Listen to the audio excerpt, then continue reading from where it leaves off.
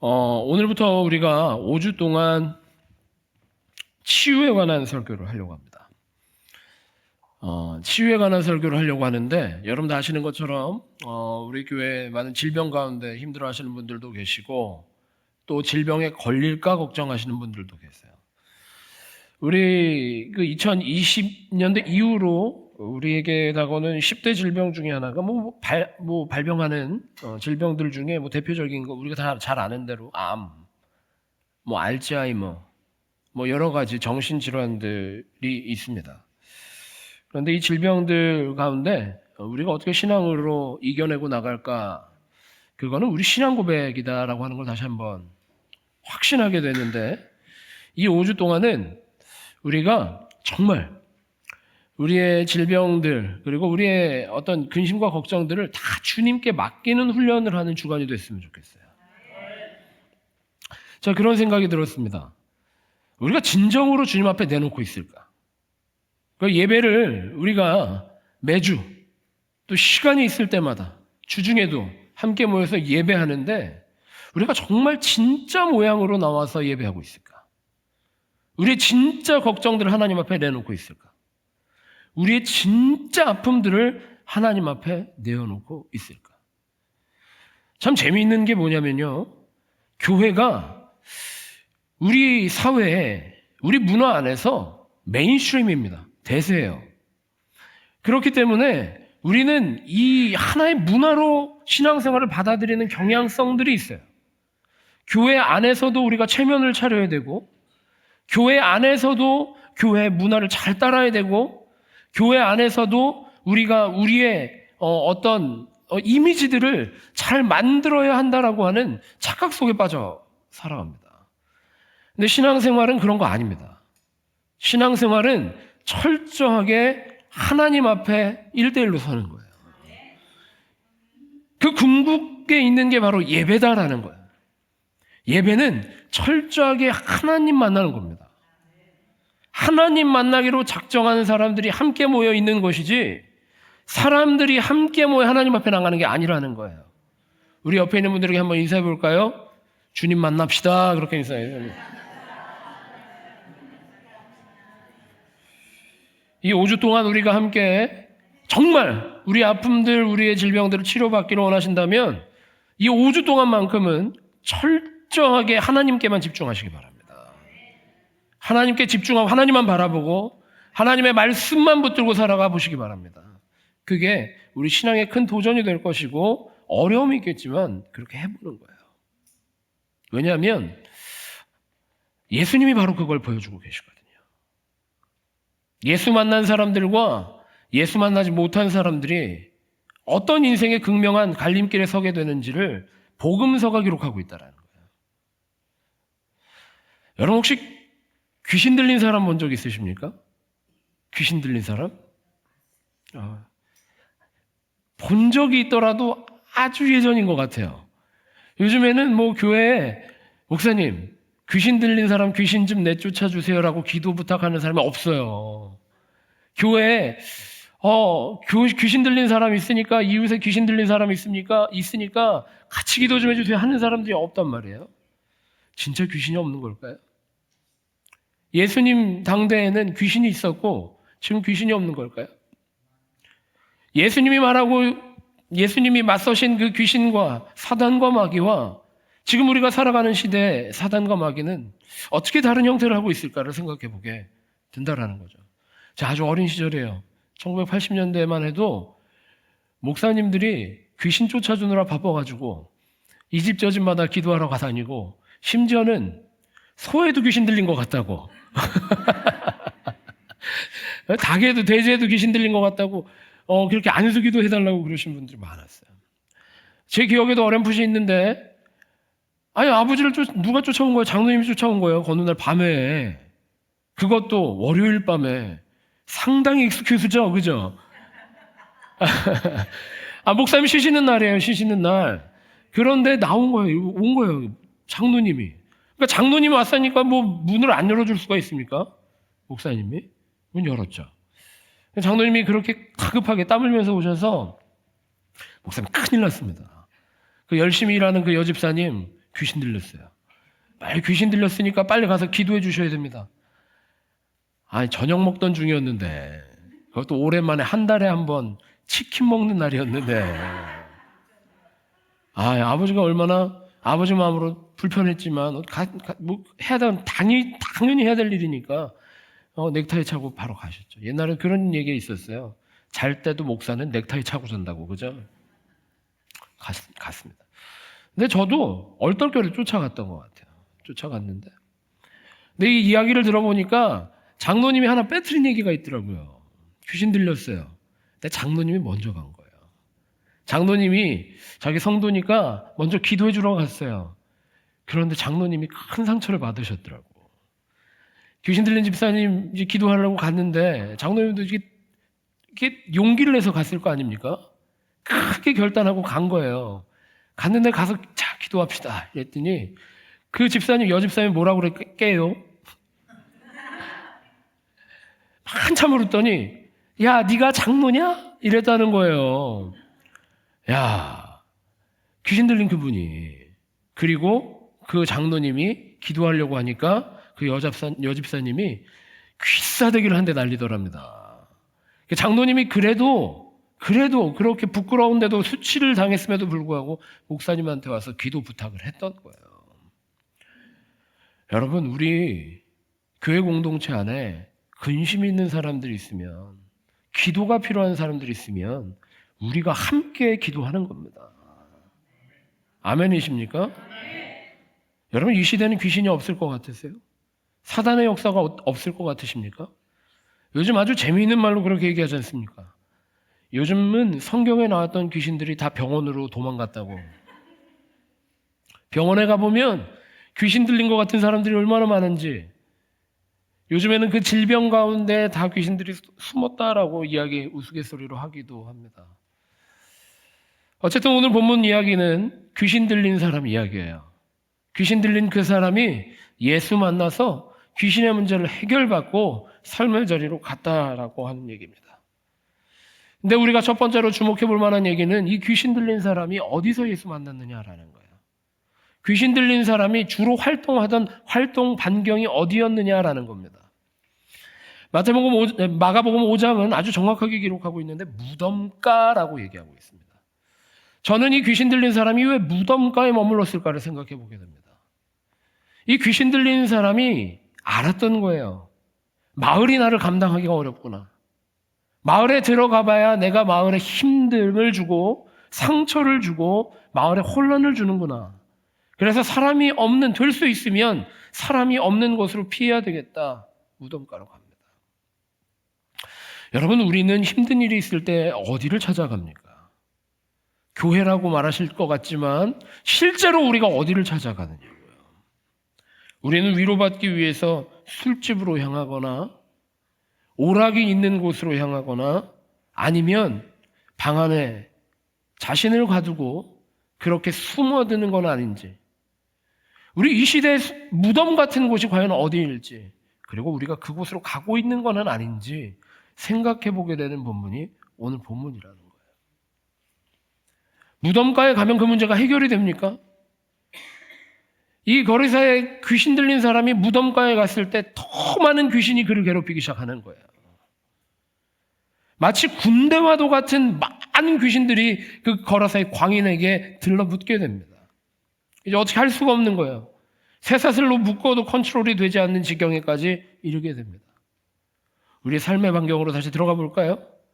위로받기 위해서 찾아가는 곳들, 위로받기 위해서 찾아가는 그 장소, 거기서 우리는 더 많은 근심 가운데 빠지게 됩니다.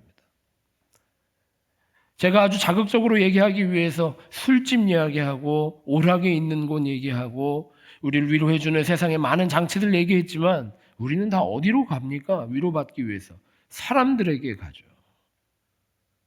내가 믿고 있고 의지하고 있고 내가 기대하고 있는 그 관계 속으로 들어갑니다. 근데 그 관계 속에 들어가면 우리의 문제가 해결이 되든가요? 오히려 더 크게 상처 입게 되기도 하고, 마치 더 많은 귀신이 달라붙었던 그 거라사 광인처럼 우리는 더 큰 근심 가운데 빠지게 된다라는 겁니다. 그런데 예수님은 그 무덤까지도 그 거라사의 광인을 만나 주시기 위해서 찾아가 주셨어요. 이게 복음이거든요. 이게 복음이라는 거예요. 우리가 깨닫지 못했을 때에도, 우리가 필요를 느끼지 못할 때에도, 우리가 지혜가 없을 때에도 하나님은 언제나 우리를 지키고 계시고 우리 사랑하시기를 그치지 않으시는 분이 하나님이심을 오늘 예수님을 통해서 보여주고 계시는 겁니다. 여러분 믿으십니까? 우리의 진짜 문제 해결이 어디 있습니까? 각자가 찾아가고 있는 그 발걸음들에 있습니까? 관계 속에 있습니까? 아니면 예수님 안에 있습니까? 예수님 아주 분명하게 얘기하십니다. 내가 길이고 진리이고 생명이니 나로 말미암지 않고는 아버지께로 나아갈 자가 없느니라. 우리 각자 길을 찾아 살아가는 게 인생인 것 같고 또 진리를 찾아 헤매는 게 인생인 것 같아요.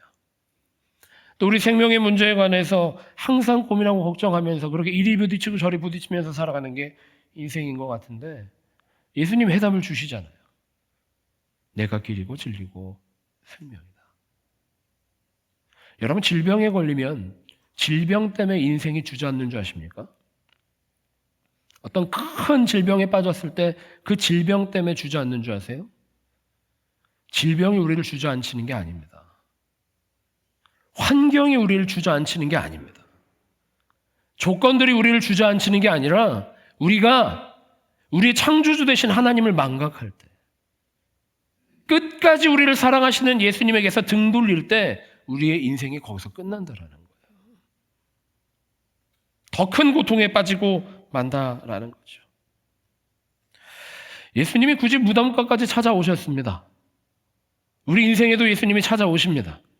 아니, 오셨습니다. 여러분 참 재미있는 거, 우리 마가복음 5장 본문 말씀을 보게 되면 엉뚱한 분들은 이런 퀘션을 던지고는 합니다. 아니 예수님이 어쨌든 그 사람을 고쳐주셨고 그 사람에게 귀신을 내쫓아 주셨기 때문에 그 사람은 괜찮아졌어요. 그 사람은 괜찮아졌는데 그 마을에서 기르고 있던 돼지떼들은 도대체 어떻게 할 거냐? 그 많은 돼지떼는 어떻게 물속에 빠져 다 죽게 되었는데 그 피해 손실 복구는 어떻게 할 거냐? 이런 질문에 빠지는 분들이 계실 수도 있습니다. 거라사라고 하는 지역이 어떤 지역이었냐면 유대인의 지역이 아니었어요. 유대인의 지역이 아니라 이방인들과 유대인이 섞여 사는 지역이었습니다. 섞여 사는 지역이었는데 특히 돼지떼라고 하는 것은 유대 문화와는 맞지 않는 거예요. 율법에도 아주 정확하게 기록되지 않습니까? 돼지는 먹지 말아라. 그래서 지금도 어떤 분들 저한테 물어보세요. 삼겹살 먹어도 되는 거냐고. 삼겹살 먹으면 죄 짓는 거 아니냐고. 지금 아닙니다. 지금은 율법을 완성하신 우리 예수님의 생명의 벽 가운데 살아가기 때문에 그렇지 않죠. 근데 그 당대에 그 거라사 지역에서 돼지 길렀다라고 하는 것은 하나님을 망각한 사람들이 사는 동네라고 하는 뜻을 가지고 있습니다. 하나님을 예배하지 않는 사람들이 사는 동네라는 뜻을 가지고 있는 게 돼지떼에서 상징적으로 드러난다는 거예요. 여러분, 혹시 여러분의 삶이 돼지떼 기르는 것 같은 삶을 그렇게 살아가고 계시지는 않습니까? 하나님의 뜻과는 정반대되는 삶의 자리를 구축하며 살아가고 있지는 않습니까? 질병에 빠졌을 때, 고민 가운데 있을 때 하나님의 뜻 안에 들어오지 못하고 세상의 방법으로 어떻게든 해결해 보려고 살아가고 있는 게 우리의 모습은 아닐까요? 옆에 있는 분에게 인사하겠습니다. 너무 무거워지니까 잘 삽시다 그렇게 인사하겠습니다. 그리고 옆에 있는 분에게 다시 한번 인사합니다. 정신 차립시다 이렇게 인사하겠습니다. 우리가 이렇다는 거예요. 우리가 어떤 고민이 빠지고 어떤 어려움이 닥칠 때 우리는 뭐 해야 되냐? 우리 뭐 해야 되는지 알죠? 뭐 해야 됩니까? 기도해야 되는 거예요. 하나님 앞에 나오는 게 우리의 인생의 해결이라는 거예요. 그런데 우리 어디로 갑니까? 아멘 하셨는데 그분 어디로 가십니까? 친구에게로 가고 다 각자의 자리가 있으실 것 같아요. 우리 그렇다니까요. 제가 오늘 말씀 준비하면서 5주 시리즈 설교를 준비하면서 막 큰 감동도 준비하고 이렇게 학술 자료도 준비하고 했는데 오늘 일부 예배하면서 다 찢어버렸어요. 왜 그러느냐? 우리가 이 말씀 시간 동안 결단한 거 딱 하나밖에 없습니다. 우리가 힘겨운 인생 가운데 옵니다. 상처 가운데 오고요. 불편한 인생 가운데 옵니다. 우리에게 부끄러움들도 있어요. 그럼에도 불구하고 이 시간 예수님께서 우리를 만나주시기로 약속하셨잖아요. 성령 주신다고 약속하셨잖아요. 이 예배를 통해서 우리가 다시 한번 성령 만나고 회복되는 것, 그게 다입니다. 그게 우리 신앙생활이라고 하는 거예요. 거기에 우리의 생명이 있는 줄 믿으시기를 바랍니다. 예배 성공이 인생 성공이고 예배의 성공이 우리 신앙의 성공인 줄 믿으시기를 바랍니다. 예배 잘 드리면 되는 거예요. 예배 가운데 성령의 임재를 경험하고 성령이 만져주시는 거 경험하고 성령의 교정을 받고 다시 세상으로 나가는 거. 그게 우리 크리스찬이라는 거죠. 여러분 믿으십니까? 이 시간 질병 가운데 오신 분들도 성령께서 치료하실 거 믿으십니까? 이 시간 우리의 고민도 하나님께서 성령 통하여 해결해 주실 거 믿으십니까? 그게 우리 인생이라는 거예요. 저는 아직도 뚜렷하게 기억나는 거 딱 하나밖에 없습니다. 첫째 아이가 태어날 때 막 여러 가지 준비 많이 하거든요. 이제 갈아입을 옷, 가서 한국에서는 아기 낳으면 큰일 나는 줄 알았어요, 정말. 그래서 아기 낳을 때 바람 들어가면 안 되니까, 바람 들어가면 되니까 꽁꽁 싸매야 된다, 장갑 껴야 된다, 11월 달이니까 털모자 써야 된다, 이것저것 다 준비하고 갔습니다. 그런데 기도를 안 하고 갔더라고요. 너무 정신이 없으니까.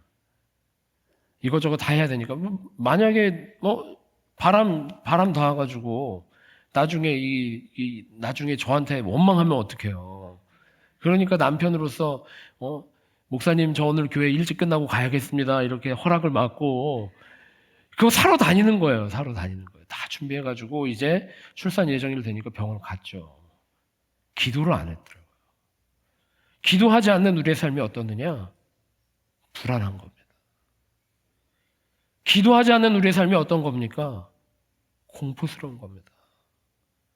기도하지 않는 우리의 삶이 어떤 거냐? 부산스럽다라는 거예요. 기도한 삶이 이렇게 어떻게 변하느냐? 심플해지는 겁니다. 믿음으로 살아가게 되는 겁니다. 기도한 우리 삶이 담력을 얻게 되는 겁니다. 옆에 있는 분들과 다시 한번 인사합니다. 기도합시다. 그렇게.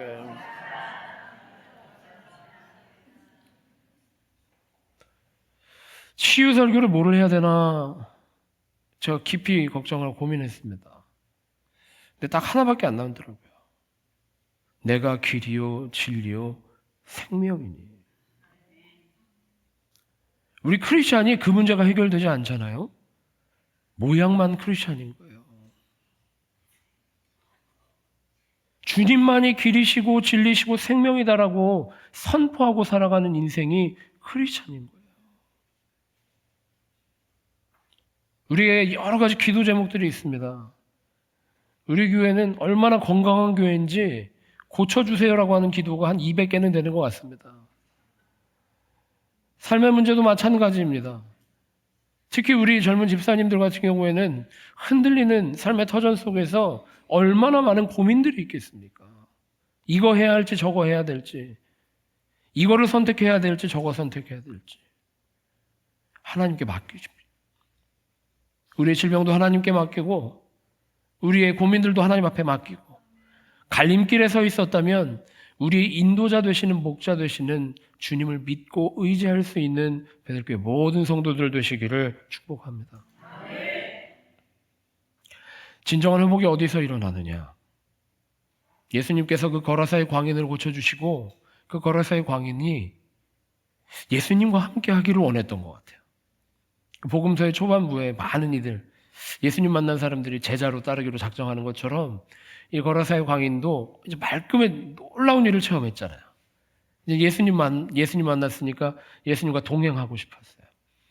예수님이 다른 명령을 하십니다. 너는 너가 살던 마을로 돌아가서 너가 살던 집으로 돌아가서 너가 경험한, 너가 체험한 복음을 선포하며 살아라. 그래서 이 마가복음 5장에 귀신 들린 자를 고쳐주신 예수님의 기적, 예수님의 이적 이야기는 그 사람이 마을로 돌아가는 것으로 마무리가 됩니다. 실제로 이 사람이 예수를 증거하고 선포하며 살아가는 인생으로 변화되어진 거예요. 저 여러분에게 하나 여쭤볼게요. 어떤 것이 진정으로 주님과 동행하는 삶이 된 겁니까?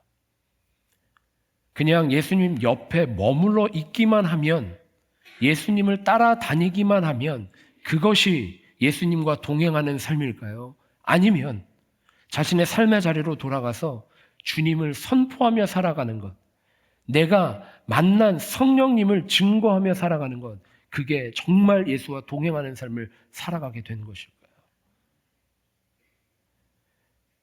우리가 신앙생활하면서 우리 신앙생활을 우상으로 만들어버릴 때가 있습니다. 기도를 500시간 하면 주님이 들어주시겠지.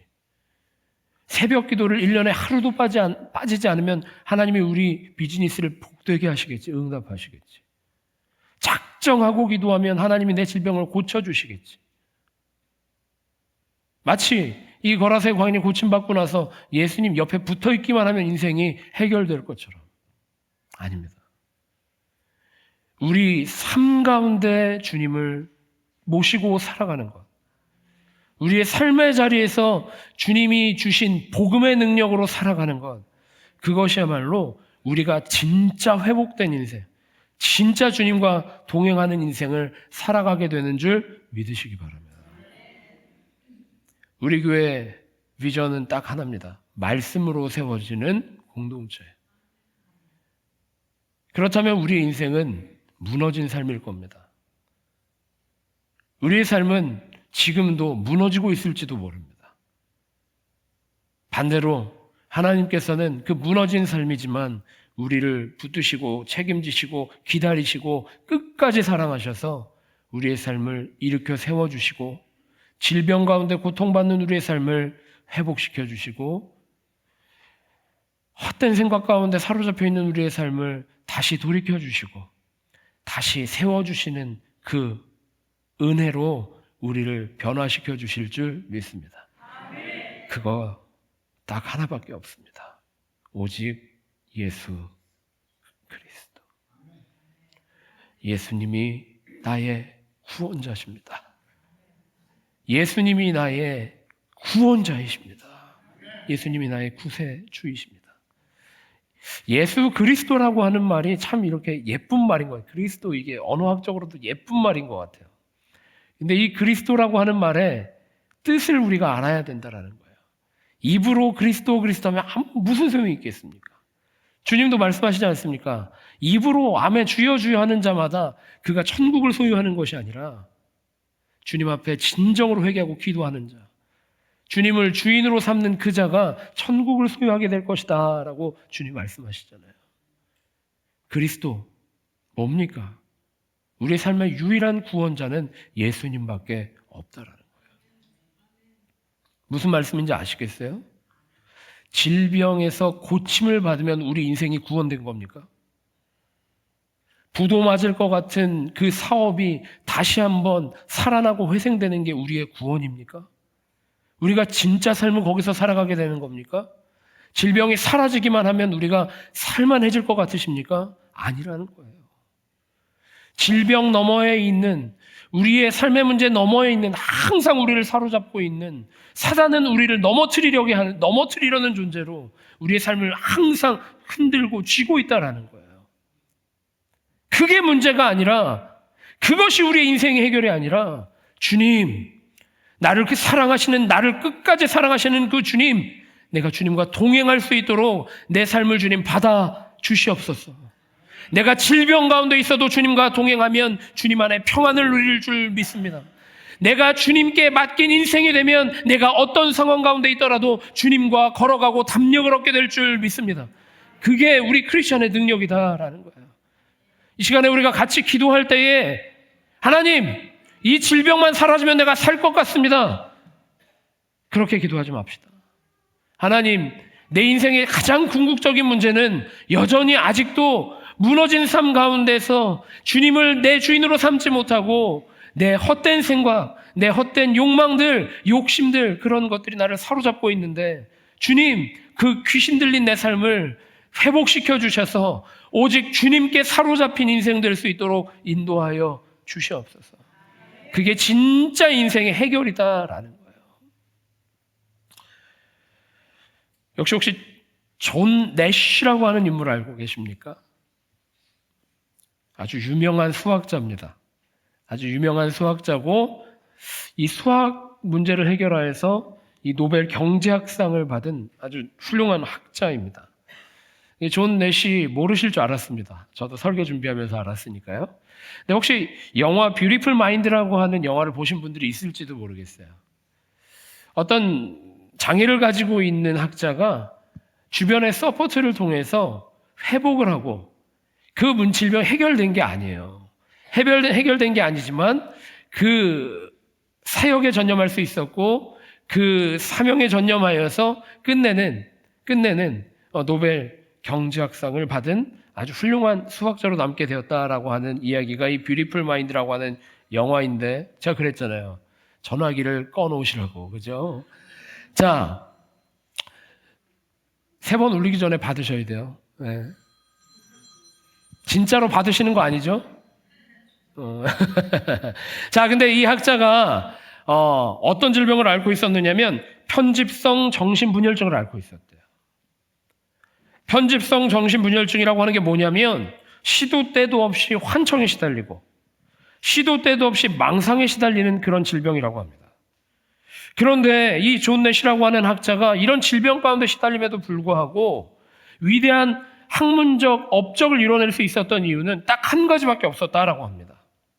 그를 믿어주고 끝까지 지지해주는 그의 아내가 있었기 때문이라고 합니다. 어떠한 상황 가운데도 존 내쉬를 믿어주고 그를 위해서 기도해주고 그의 비전을 확실하게 응원해주는 그의 아내 때문에 그가 끝까지 견디고 수학자로서의 사명을 완수할 수 있었다라고 하는 거죠. 그의 아내는 끝까지 그를 포기하지 않고 그 곁을 지켰습니다. 그리고 끝내는 존 내쉬가 그의 응원을 힘입어서 노벨상을 받게 되었습니다. 노벨상을 받은 존 내쉬가 수상 소감을 이렇게 말했다라고 합니다. 내가 살아남을 수 있었던 것은 내 아내가 나를 포기하지 않았기 때문입니다. 내가 살아남을 수 있었던 이유는 내가 큰 업적을 이룰 수 있었던 이유라고 말하는 게 아니에요. 내가 살아남을 수 있었던 이유는 내가 누군가에게 사랑받기 때문이었습니다. 여러분도 이런 좋은 아내 다 가지고 계시죠? 제가 이렇게 대답이 나올 줄 알고 물어보는 겁니다. 여러분 다 좋은 남편 만나셨죠? 상처받아요. 아멘 해야지. 여러분 가족이 다 이렇게 좋은 서포트 해주고 계시죠? 이 부부는 둘 다 아멘 안 했어요. 이제 이따 부부싸움 하지 않을까? 여러분이 잘 말리셔야 됩니다. 여러분, 세상에 그 어떤 이가 우리를 끝까지 응원해 주겠습니까? 성경이 말하고 있는 복음이 뭔 줄 아세요? 하나님이 세상을 이처럼 사랑하사. 하나님은 우리가 어떤 상황에 있든지 간에 우리를 사랑하신다는 거예요. 진정한 치유가 언제 일어나는지 아십니까? 내가 사랑받고 있다고 하는 것을 느낄 때예요. 내 진정한 회복이 언제 일어납니까? 영원하신 하나님 사랑 앞에 나올 때입니다. 그때 우리가 회복되어지고 살아나고 승리하는 삶을 살아가게 된다는 거죠. 성경은 분명하게 증거합니다. 지금도 이야기합니다. 주님은 변함없이 어떤 순간에도 내가 어떤 딴짓을 하고 있는 그 순간에도 내가 엉뚱하게 살아가는 그 순간에도 하나님은 변함없이 우리를 사랑하셔서 끝까지 사랑하셔서 독생자 예수님 주셨고 이를 믿는 자마다 다 영생을 얻게 하셨다. 성경 말씀이 복음이 우리를 그 귀한 인생 가운데로 초대합니다. 성경 말씀이 우리를 그 인생 가운데 살아가게 하는 줄 믿으시기 바랍니다. 주님이 우리의 구세주이실 때, 주님께 우리의 삶을 맡길 때 질병 가운데도 승리할 수 있는, 근심 가운데도 회복될 수 있는 그런 주님께서 창조하신, 주님께서 인도하시는 복된 삶을 살아가는 우리 뉴욕 베들교회 모든 성도들 되실 줄 믿습니다.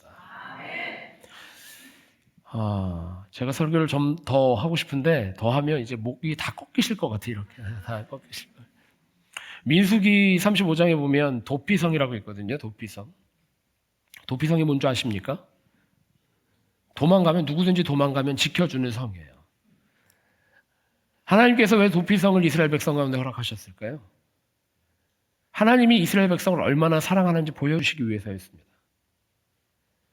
어떤 범죄를 저질렀든지 간에 그 사람이 도피성으로 피하기만 하면 유예되는 거예요. 재판이 유예되고 심판이 유예되는 겁니다. 제사장의 보호를 받게 되는 게 도피성 제도였습니다. 그런데 이 도피성 이해가 안 될 때가 있어요. 그죠? 범죄자를 어떻게 보호하실까? 이 살인자를 어떻게 하나님이 보호하신다라고 하실까? 아니요, 보호하시는 게 아니라 하나님은 이스라엘 백성을 하나도 빠짐없이 사랑하신다라고 하는 사실을 도피성을 통해서 보여주고 계시는 거예요. 우리가 죄인입니다. 우리가 허물이 많은 인간입니다.